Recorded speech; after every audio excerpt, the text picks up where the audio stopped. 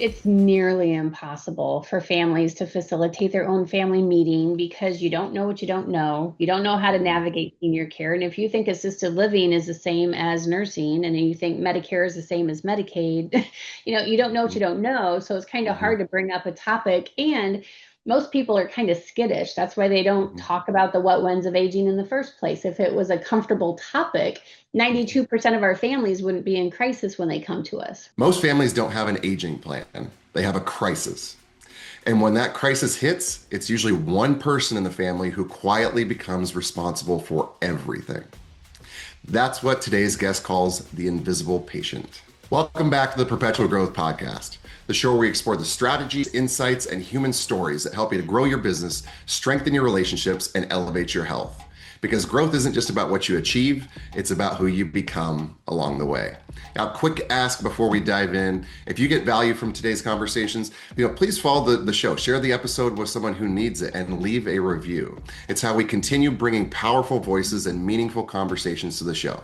Now, today's episode is about a reality many families experience, but very few talk about: caregiving. When a loved one begins aging, facing dementia, or navigating complex health challenges, one person in the family often becomes the primary support system, the planner, the coordinator, the emotional anchor. But while everyone focuses on the patient, the caregiver often becomes the invisible patient. Today's guest, Annalie Kruger, has spent nearly 3 decades helping families navigate this exact reality. She's founder of CareRate, a global senior care consulting firm, co-founder of Plan for Life, creator of the Aging Strategy Coaching Academy, and the author of the powerful book, The Invisible Patient: The Emotional, Financial, and Physical Toll on Family Caregivers. Annalie has helped more than 20,000 families navigate the complexities of aging, caregiving, dementia progression, and long-term care planning, helping them move from crisis mode to clarity. This conversation is about something incredibly important: how to care for someone you love without losing yourself in the process. Annalie, welcome to the show. Thank you, Zach, for having me. I am very excited to talk about family caregiving today. So thank you for having me as your guest. You're welcome. It definitely is something that strikes a personal note with me, but we can get to that later on. Now, Annalie, I always like to start here because I think it tells a lot about who someone really is and how they see the world. What does growth mean to you right now in this season of your life? Growth means capturing as many families as I can so that no family is left behind. So that is my Mm, mission from day one, and that's growth. mm, yeah. Now, you've spent nearly 3 decades helping families navigate aging and caregiving, but I know this work is also deeply personal for you. I mean, was there a moment in your life when you realized caregiving changes the caregiver just as much as the person receiving the care? Yes, I grew up on a farm in Iowa, and back in the 70s, because I'm 53, so back in the 70s, there just wasn't the senior care options that there are now. We didn't, home care wasn't on every corner.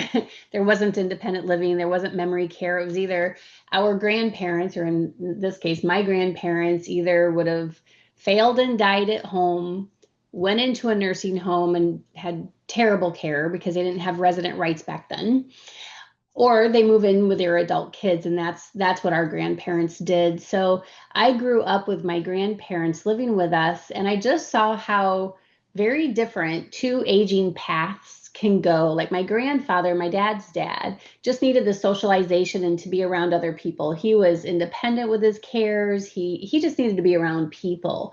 But my mom's mom, my grandmother, because they were both widows, my mom's mom was physically very, very ill. She had a lot of medical issues. And so I knew by the time I was in third grade that I was going to be doing this for a living. I just didn't know what this was. Well, it turns out it's social work, right?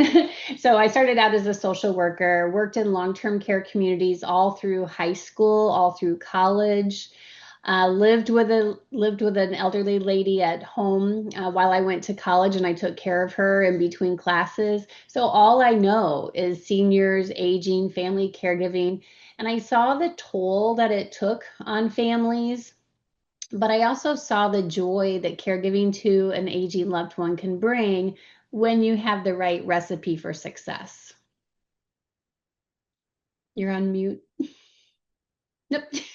Sorry. Thank you. I was coughing earlier and I was trying to make sure I didn't interrupt, and then I interrupt myself in the show. Now, I love how you concluded that statement, when we have the right recipe for success, because it's one thing to show up, which is absolutely important, but it's a whole nother thing to show up with an appropriate strategy. And I think so often we think about, strategy and tactics and business and health and other aspects of our life, but it can be very easy to overlook the benefits when it comes to relationships and in any context, whether it's for an aging parent or a relationship with your loved one or your kids, what have you. Now, when it comes to these strategies, I mean, maybe let's take a step back here and let's start with identifying the real core problem. I mean, why do you call caregivers Oh, the invisible patient? the invisible patient, and we'll talk about the core problem. Hmm. The invisible patient is, caregiving starts out feeling sometimes it starts out feeling manageable, and the families are like, yeah, I've got this. Sure, I can help mom through this broken hip. It's 4 to 6 weeks, 8 weeks out of my life that might be a little sketchy from here on out, but a broken hip compared to someone with dementia or MS or ALS or something chronic is a whole different kind of ball game for a caregiver. So when we Hmm. talk about caregiving, most families get thrust into caregiving, they get thrust into care decisions, and they're not equipped at all. Hmm. When I was a social worker, admissions director, and executive director of continuing care retirement communities, the communities that have all the independent living to assisted living to memory care to skilled nursing and rehab, every day for 26 years, I had adult kids in my office because there was a medical crisis. Mom fell, she broke her hip. She's the caregiver to dad with Alzheimer's. Back then in the 90s, I'm totally dating myself on this podcast, but back then in the 90s, families did live more close to each other and they lived in the same zip code and certainly the same time zone. And so they could kind of pitch in a little bit more. But when that hospital discharge planner says, here, daughter, go find a facility because we're discharging your mom tomorrow, they come into the care community. They have no idea what questions to ask, what to look for during the tour. When I would ask them what their parents had in order, like living will, power of attorney, is your dad a veteran? They had no idea because they had never had a family meeting. The kids would say things like they would equate nursing home and assisted living as if it's the same type of care, and it's not. Or they would say Hmm. Medicare and Medicaid, and those are not the same programs. And they Hmm. absolutely did not understand dementia because they'll be like, I don't understand why dad is acting the way he is. He used to be a bank president and he can't function on his own unless mom is there or we're there to be with him.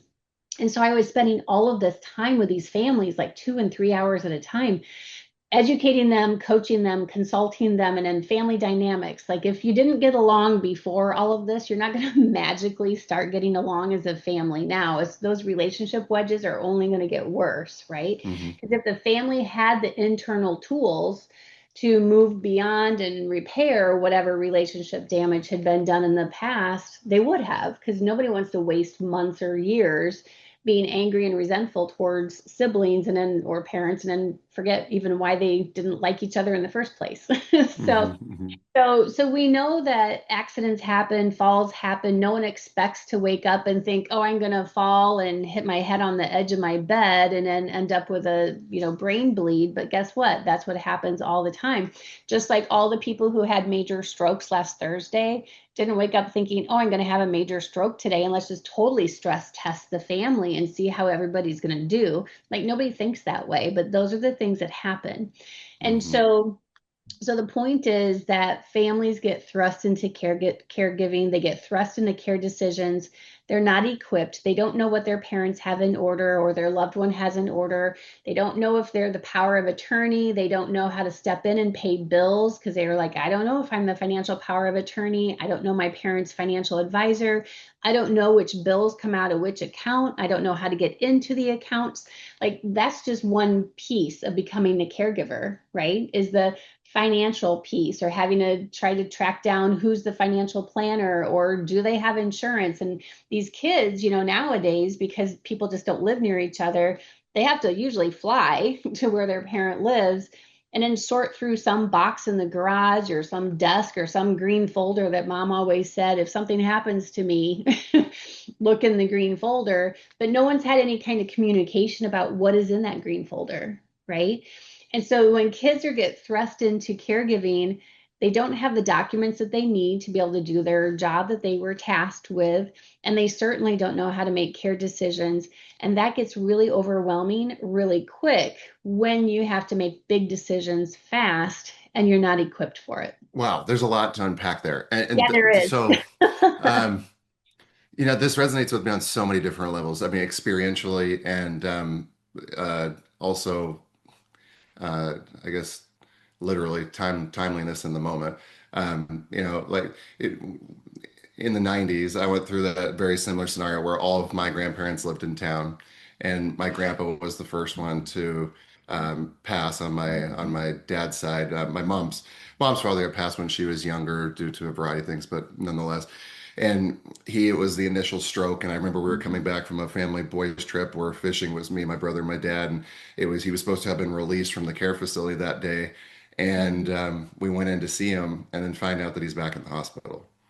And Hmm. it was another stroke. And then it was, hospice care. But then when it came to both my grandmothers, um, both of them lived at home with my parents at various stages.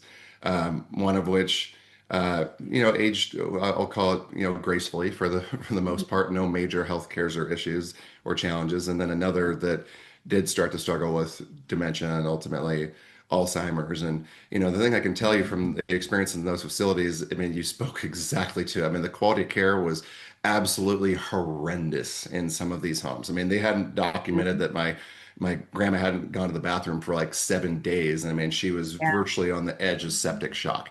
And then I Yeah. remember they had her in a memory care facility that, let's just say, the experience was really poor. And we ended up moving her to a private residence where there was one on-site nurse and a much small, it was a Mhm. house with, I think, Group seven home. other patients. And she Yep. went from not recognizing me when I walked in the room to, hey, Zachary, how are things going today? I mean, complete Mhm. transformation. So, I mean, Yeah. it spoke volumes to the impact that the quality of care and consistency can have when it's done properly. And, fast forwarding to today, to get a bit vulnerable, I mean, my dad is currently battling brain cancer. He just turned 85 days ago.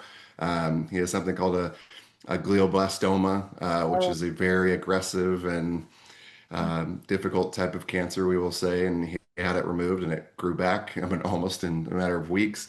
And yeah. thankfully, it shrunk a bit and he's doing well, okay now. But it has led to all these questions where in the past, like we said, our grandparents had lived with us, but my brother's an hour and a half south. I'm now several states away, which is the oldest, is a very emotional time when you have Right. that kind of inherent guilt of not being there and having moved away. And you just brought up so many things that we think about but Hmm. don't necessarily like. So I'm curious about this. Like my dad, this is a great case in point example. Maybe through this story you can address several different things. So my dad Sure. is a very typical mid 1940s, stoic male that shows no emotion, and I mean other than anger. Like anger and contentment are about the two emotional stages that he sits in, right? And for those same reasons, like he doesn't want to talk about the brain cancer. He Yeah. doesn't want to he doesn't want to face it at all. Hmm. And they have created a living will, which is fantastic. But nonetheless, my mom is completely dependent on him for everything. I mean, he pays all the bills, he does all the things, and we're like, we don't know where any of this stuff is. I don't even know if he knows where half the stuff is. I mean, so where, in these circumstances, pick when you have a very, you know, we love him, but very stubborn Yeah. father. How, where do you start these? I mean, there's so much to do. Like, where do you start? And honestly, Zach, it's nearly impossible for families to facilitate their own family meeting because you don't know what you don't know. You don't know how to Mhm. navigate senior care. And if you think assisted living is the same as nursing and then you think Medicare is the same as Medicaid, you don't know what you Mhm. don't know. So it's kind of hard Mhm. to bring up a topic. And most people are kind of skittish. That's why they don't Mhm. talk about the what whens of aging in the first place. If it was a comfortable topic, Mhm. 92% of our families wouldn't be in crisis when they come to us, right? Right. Mhm. They'd Mhm. be like, yeah, we talked about it. But yeah, Yeah. so you don't put that unrealistic expectation on yourself or your families that are on your own family that you can actually lead this type of family meeting. When I lead a family meeting, it's successful and productive and effective because I'm not family. I'm a Mhm. neutral third party family meeting facilitator. So how we talked about family dynamics at the very beginning of the podcast, and if there was any kind of hinky, funky family dynamics to start with, they're only going to get worse. Mhm. Rarely does a medical crisis ever bring families together. Mhm. So, so how, it's very difficult for a family to facilitate their own family meeting because their parents may not want to talk about these things, but also they don't want you to know how much money they have or how much money they don't have, or they may be embarrassed about, oh my gosh, I can't believe I just left this mess for my kids because they didn't expect to have a health condition, right? Mhm. And so it makes it very hard for a family to facilitate their own family meeting because emotions are going to get high. And usually, because families tend to not have the mindset or the forethought to plan ahead, it's always crisis. When emotions are high, time is limited. You got the doctor or the nurse they're at the bedside saying, okay, family, what are we doing here? And that Mhm. is the worst time to try to figure out, okay, what are we going to do? No one ever, in my 30 some year career, no family has ever come back to me and said, gosh, Annalee, I sure feel confident about the decisions I had to make in the midst of a crisis. Like, no one Mhm. ever says that. Mhm. Yeah. So, so all of those, that caregiving, that's a broad word. Mhm. And the problem is that most families get thrust into it, but they don't necessarily know that it's caregiving. They're like, well, Annalee, I'm just doing what any daughter would do. I'm just helping dad with his checkbook, or I'm taking dad to his doctor's appointment, or I'm setting up his medications, or I'm stopping in on my lunch hour to make sure he's not on the floor. That's just what a good kid would do. Well, that's caregiving, but it's Mhm. it's much more like I call it the caregiver snowball because it starts out maybe being a little task here and there, and then the next thing you know, you're like taking time off work, or you're having to cancel vacations, or you're having to tell your husband or your spouse, I'm so sorry I can't be there for our family because dad had a stroke and I'm going to be with him for 3 weeks or 4 weeks until we figure out what's going on. So those are all caregiving, and the toll is on relationships all across the board. So many of my sons or daughters, when they come to us on their consult call for an aging plan, which is technically a crisis plan, they share, they're very vulnerable, and they'll like, I don't know if I'm going to be able to keep my job. I've already turned down a job promotion. I've missed my sales targets, or I've had to step away from my business, or my spouse is not talking to me because I'm not present in the relationship anymore, or I've missed too much of our own kids' events or college tours. The caregiver is stuck in this like terrible position of trying to please everybody. And then that's why they're called the invisible patient, because in time, Mhm. slowly and sometimes quickly, they get lost in that role, and they lose who they are as a person. Wow. And you lose your That's identity. You yeah. lose your So that's identity because mhm. when you shift Who am from, I? Mhm. yeah, you lose your identity, but you also lose your role because you shift Mhm. from being the daughter to now you're bathing your parent, and maybe it Mhm. doesn't feel comfortable because you're the daughter bathing your father, Mhm. but or you're the son bathing the mother, or maybe it's it's your spouse that took ill, Or maybe it's whoever took ill and now you're caregiving for them. Maybe you didn't really like them in the first place because maybe they weren't good to you as a parent or Hmm. an uncle Hmm. or whoever it is that you're taking care of. And now you're taking care of someone that maybe you kind of already resented to begin with. And it can make it very difficult. So, and not You everybody know, is wired to be I, a caregiver. very much so. I mean, one thing that one of my coaches and mentors said to me at one point that was so powerful that relates directly to this conversation is I had a period, I had that moment where I was pretty angry and resentful with my dad for a lot of things. And, he said, if you're going to blame him for everything he did wrong, you damn well better blame him for everything he did right. That's right. Hmm. That completely transformed the relationship dynamic, the way that I showed up. I mean, it was such a simple but powerful statement in that moment. So, for anyone that's listening, keep that in mind. You And I know, love that there's, because it also reset that mindset loop. You know how we keep telling oh ourselves yeah.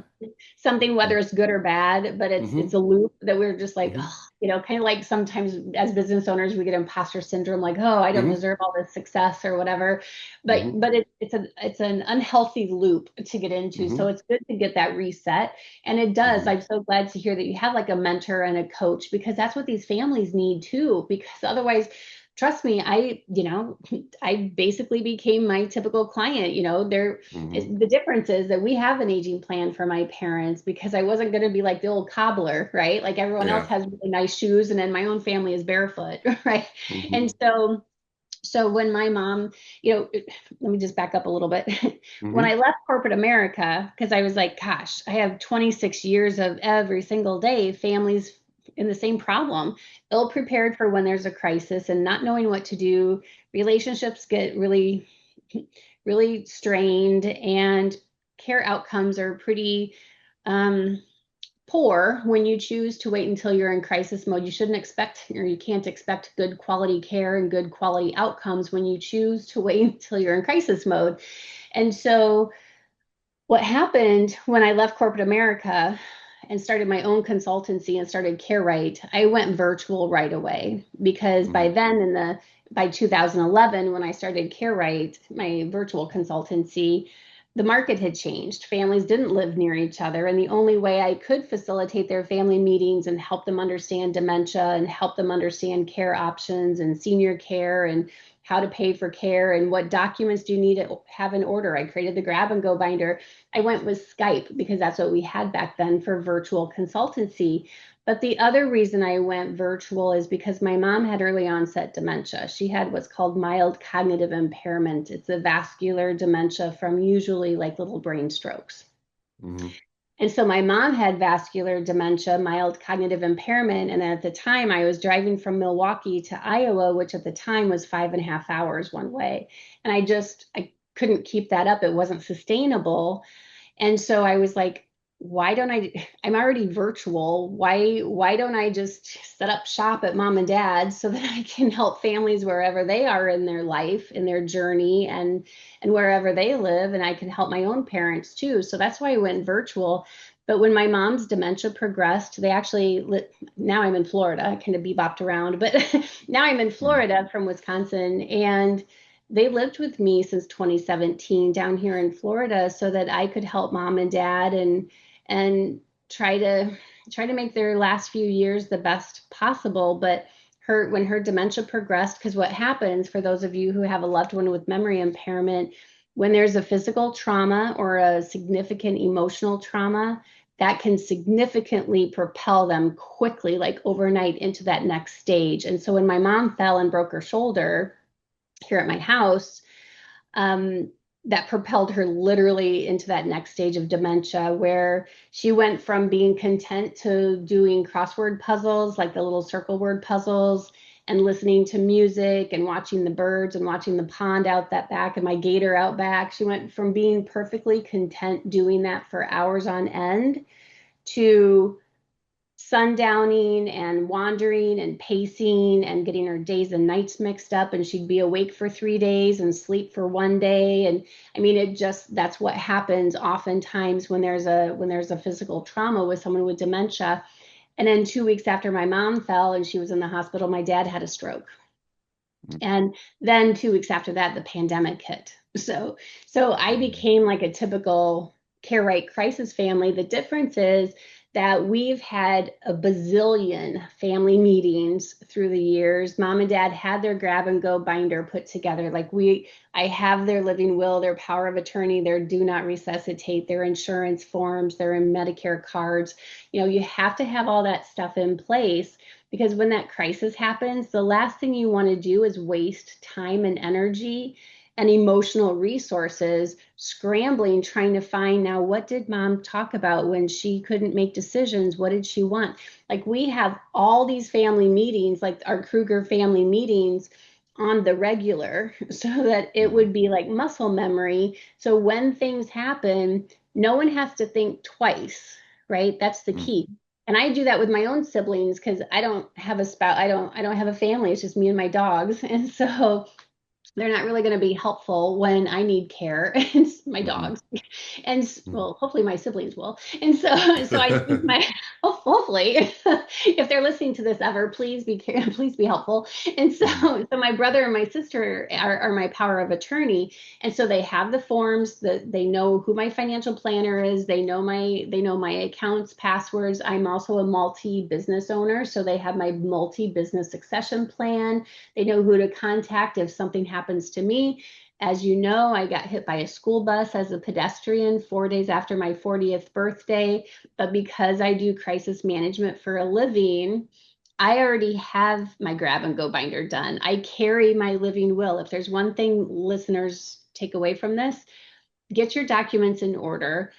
If you travel or I carry my living will and I carry my healthcare power of attorney with me because it sure came in handy when I got hit by a school bus. Thank God I did not lose consciousness, but she didn't apply the brakes until she saw my face break the headlight of the school bus. And so I flew 15 feet and then I get up off the street and I'm like, what the heck happened? And guess who needed care? Me. So my mother, who had dementia, and my father ended up taking care of me for almost a year. So when we talk about the invisible patient, because I had, major obviously facial trauma, I had a bus drive through it, broken ribs and internal bleeding. And so I was laid up for almost a year. And so Wow. I became the patient and my parents became the invisible patient. And so it can sneak up on you very quickly. No one expects to have these things happen, but it does. And that caregiving, the toll on it, not only the financial toll, if you have to step away from your career, your business, if you retire early because your loved one needs care and you didn't realize that there's someone out there who can do an aging plan so that you don't have to give up your career. But the Mhm. emotional, the emotional piece of caregiving is hard. We talked a little bit about how maybe not everybody's wired to be a caregiver. Maybe there's Mhm. a lot of resentment there, but the emotional caregiving too, because now my dad lives with me. My mom passed away, and so now it's just me and my dad and I. And sometimes you can feel like a real jerk. Sometimes caregiving can make you feel like a real jerk when you lose your patience or you're Well, that's just parenting too. I mean, you're just like, trying to get a couple things done and then they yeah. need something. Or my dad, I Yeah. just got him back from the hospital last week and he's got 5 doctor's appointments and therapy I need to get him to, and that wasn't really in my schedule. So you feel Mhm. like life is already busy, but then when there's a medical crisis Yeah. and then all this stuff, you kind of get thrust back into it and you're like, oh Mhm. my gosh, how am I going to balance all of this? And Mhm. so, everybody's busy. I don't know anybody just sitting on their thumbs looking for things to do. And so Mhm. so caregiving can get really really overwhelming really quickly, but it's terrible when you don't have a plan and enough supports in place and you don't know the lay of the land for senior care, like home care. How much is it going to cost? Should mom and Yeah. dad stay at home? Can they afford to shell out $30,000 to $50,000 per month for 24/7 care? What's the lay of the land look like in senior care for care facilities with waiting lists? A lot of them are cited Mhm. for abuse and neglect. I mean, there's just a lot that families need Oh to yeah. think about, Yeah. preferably proactively. This is so interesting, man. So there's a few takeaways, some things experientially I wanted to share. I mean, one of the big things I'm hearing is, like what most people tend to lean into, a living will and or trust is not going to be enough. Not at Like, all. okay, that's a very important piece of the puzzle, but Yep. everything else is where the real stress and overwhelm comes from. Because it's like, yeah, you could be stuck in probate and all those things, and that's a major pain in the butt. But if we don't know where the credit cards are, what bills are automated, what aren't, how to access the bank accounts, all of the things that you listed, then creates a whole nother time suck, like a whole other thing that we have to figure out Yep. how to navigate, and then also who's going to navigate it. And so, having that preparedness, I love that idea of having that green binder that has everything from the Medicare to the Medicaid cards to the insurance, and or if they have additional insurances, and as well as the bank accounts and all access numbers and passwords. I mean, that is such a simple but very powerful tip. Now, Yeah. what I'm curious about too is now I'm thinking about this as you were talking, both the relationship to my own family, of course, and then like my wife's family, who my in-laws are here in the next room right now. And Mhm. what's interesting that I frequently think about are the differences between our families and cultural dynamics. And she's like, my family, very small. It's me, my brother, my mom, my dad, and my uncle, who we unfortunately haven't connected with in years. And that's about the extent of it. And then my wife is Italian and has the stereotypical Italian family. And there's more family members than I could possibly name. And what's so interesting is, as both of our parents are aging, we've had some of those conversations and we have very different mentalities around it, which can be a bit difficult. And as we, Mhm. get closer and closer to these milestones, um, it feels a little scary and precarious. So I want to explain that. I would love to get your thoughts on this on two different levels. I think this may be very helpful to the audience. Is one, I think about my dad, and I'm all for a coach and mediator and somebody to help guide us to that situation. I can guarantee you there's not a chance in hell you can get my dad on a Zoom call or in a room. I mean, we'd have to literally like tie him to a chair. It's just he is so stubborn and defiant, and I think so much of it is in my personal interpretation. Having worked with so many individuals, I'd have to be a bit naive, not to be a certain master of pattern recognition. That for him, it's an inherent fear. It's the Yeah. thing that he doesn't want to face because if he admits it, he's admitting his own mortality and then, all the things that come with it. So with my dad, it's like my brother and I are having to find creative ways to navigate these scenarios. And like the one we're being posed with right now is I own the home back in Washington that they're in. And dad wants to sell the home. I'm going to give him 50%.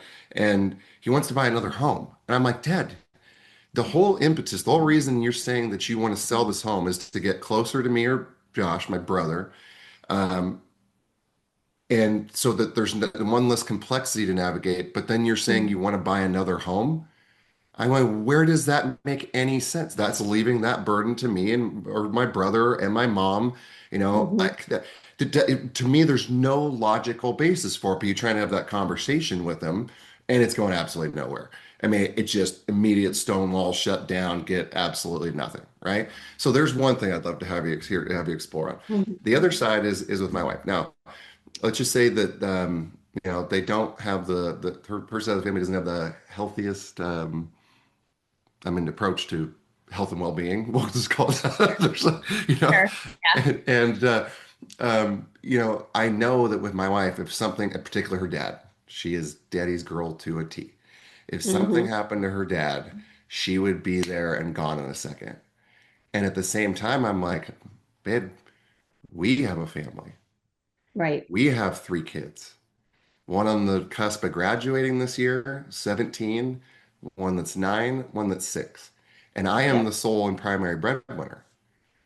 And you Hmm. think that because, and I understand, but you're not thinking about what that could potentially do to us if you just decide to up and go Yeah. and stay for any extended duration while he's struggling through whatever, impending health challenge there Right. will be. So, Yep. in both those contexts, when you have the stubborn parent that would be absolutely defiant and refuse to help. I mean, the one thing I might think I can get him to do is the green book. I love that idea. But, Grab and how go. do you, Grab and yeah, go. exactly. How do you invite that conversation? And then also on that side, that's a conversation between more my wife and I, possibly. I mean, I know what her parents would say, but I know what she would do. Yeah. Two very different things. So I'd love to get your thoughts on both those, So, divergent tracks. because guess what? who do you think is always the one calling me for a free consult? The kids, right? Because Oh, they yeah, got right. thrust into caregiving and they're like, look, I love mom and dad, but this is like too much. They're Hmm. not safe. I'm not happy. My husband's not happy. Like no one's happy. No one's safe. And we don't know what to do. But we have finally realized what we're doing is not safe or sustainable. So they're always like, Annalie, I love this aging planning idea, but how do we get mom or dad on board with this? They're so stubborn. I bet I've heard, if I had $1 for every time I heard a family call their loved one stubborn, I would be a multi-bazillionaire and I would Like not be on stubborn a is an podcast. understatement with this man, though. Like we're talking, there's a whole nother level of stubborn is just not even remotely close. I got to find a This heavier word, but yeah, this we'll is leave it at that. how I coach families is because the kids are all on board with putting a plan in place because it's in their best interest, right? Because then they can It's in get their life back everybody's. on track. Hmm. Hmm. It's in everyone's best interest, but there's Hmm. always a what's in it for me kind of thing. So Hmm. this is how I broach this with families is because they're every single day they're like, oh, dad's too stubborn, you'll never get him on Zoom. And I'm just, so when you said that, I'm like, this is the fifth time I've heard that today. So, and I guess I had dad on Okay, Zoom, good. so don't think that it's not happening. Don't think it's not possible. So Okay. this is in general for your listeners. Um, I I'm probably a jerk when I do this. Now it's got their attention, right? But you ask them questions that they can't say no to. Is it important for you to have a say in what happens to you as you age? Is it important for you to have the best quality of life and the best quality of care possible? Is it important for you to not leave this burden on us as your kids? When I ask moms and dads, so the Ethels and the Marvins, you can tell I've been in long-term care like that long ago that those were common names back then. So when I ask the Ethels and the Marvins, the moms and the dads, what are your goals as you age? And yes, they are on Zoom telling me what their goals are. It is the same. I want to age in place at home and I don't want to be a burden on my kids, but yet I just hung up on a Zoom with their kids, right? Hmm. And so when I ask the adult kids, what are your goals for your parents? It's always a variation of the same thing, but it always starts out with, I want them to be safe. I want them to be safe, happy, have the best quality of life and the best quality of care possible. So the only way to logically do that is to put a plan in place. So I always ask, what was dad's occupation? So example, if he was a business owner, well, no, I shouldn't say no business owner. Very few business owners would ever have a business without a business succession plan, right? Hmm. Or I ask, because I want to get familiar, like, okay, what is their mindset? So do they have a financial advisor? Yes. Okay. Well, that tells me they had the mindset of working with a professional to put a financial plan in place. Do they have long-term care insurance? Yes. Okay. Well, that again tells me they had that mindset to work with a professional and put a long-term care plan in place. Do they have their legal documents in order? Yes. Okay. Well, that tells me the same thing, right? And so you can align the aging plan, like what we do, fills in the gaps of all those, of all the what whens of aging, gets the family on the same page because now they're all hearing the same thing about aging in place at home and the cost of senior care and safety considerations of aging in place at home and senior care facility considerations, waiting lists, which facilities are more safe than others, which ones have the memory care, which ones don't, so Hmm. so those are different techniques. And I can promise you, I've never had one of those stubborn parents not participate in the family meeting because usually when people don't want to do something, it's based out of fear, Hmm. ignorance, or they're embarrassed, or Hmm. they just are Hmm. stuck. So when I Yeah. say stuck, if your mom was the primary caregiver to your dad and she's just exhausted, she can't think straight, she doesn't have the emotional bandwidth to look beyond next week, let alone like today. And so that's the other part of the emotional toll on caregiving. And so you can't expect a family to be able to navigate these really complex conversations on their own. But when you have that professional asking, a neutral third party professional asking, Harry, is it important for you to have a say in what happens to you as you age? Because if they're coachable, and we're not talking about someone who's got dementia, but if they're coachable and they're alert and oriented or alert and oriented enough, they can usually connect the dots. If they were a business owner, the business succession plan, they get that. They're like, oh, well, yeah, of course, that makes just perfect sense. And I said, so Mm-hmm. doesn't it make perfect sense to put a plan in place instead of being willy-nilly about the time in your life when you're the most dependent on others for your needs and the most vulnerable? And you just shared with me that you don't want to be a burden on your kids. So doesn't it make sense to participate in this aging plan process? Now, by the same token, even if mom and dad just absolutely don't want to participate, or they just simply can't because they're in the ICU with a feeding tube and a trach, or they're too demented, the reality is the adult kids need to have an aging plan because at some point they're going to get burned out. And so Mm-hmm. the cost of putting the plan together is cheaper than the opportunity cost of burnout, family relationship strain, marital strain. If something happens to your in-laws and you're the primary wage earner in your house, how are you going to juggle three kids plus your career and make money Mm-hmm. to support the family, right? Mm-hmm. So now we can kind of shift over to the in-laws. So um, it can be a value add to have a lot of cooks in the kitchen, except for when you're Mm-hmm. cooking, except for when you're Yeah, cooking, right. right? Yeah, I yeah. was married to an Italian. I know how that all works. Mm-hmm. Very Very much. Mm-hmm. very Mm-hmm. familiar with it, with that I've seen whole all the thing. sisters in the kitchen together too. That's either a lot of fun or a lot of yelling. It's great when it's great, and it's so not great when it's so not great. But when it comes to enough said about that. Yeah. So for my part anyway. So and probably for yours too, because if they ever listen to this, they'll be like, "What do you mean? What's wrong with us Italians?" But what can be really helpful, what can be really helpful is it can be a double-edged sword, right? When you have a Mhm. large family, because then then everyone has an opinion. Everyone has an idea of how sick is dad or how demented is dad or dad's got a better quality of life than what you think he does. And so everybody's got a different opinion. You can imagine 85% of my week is spent doing family mediation. Mhm. So it can be a value add with large families, especially when you're not in crisis, because people can think more clearly. They're not their emotions aren't on fire. They can be calm, collected, and think clearly, and we can put a plan in place. But when they're triggered by a crisis, then everyone is all over the map because they're scared, they're worried, they're like, oh, I can't believe I didn't listen to you. You've been trying to tell us for over a year that things weren't going well, and then all that guilt, and it gets really messy really quickly.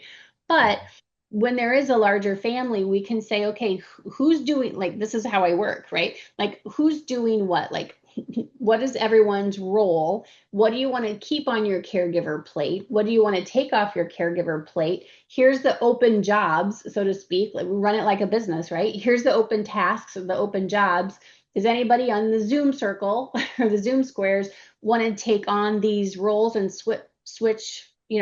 Maybe Martha is cooking and she hates cooking, or she's tired of cooking and she'd rather do the shopping because she can do that online any time of the Mhm. day or night, right? So we Mhm. talk about who's doing what. What do you want to keep on your caregiver plate? What do you want to take off? What do we want to delegate, or what do we need to delegate to someone else inside the family?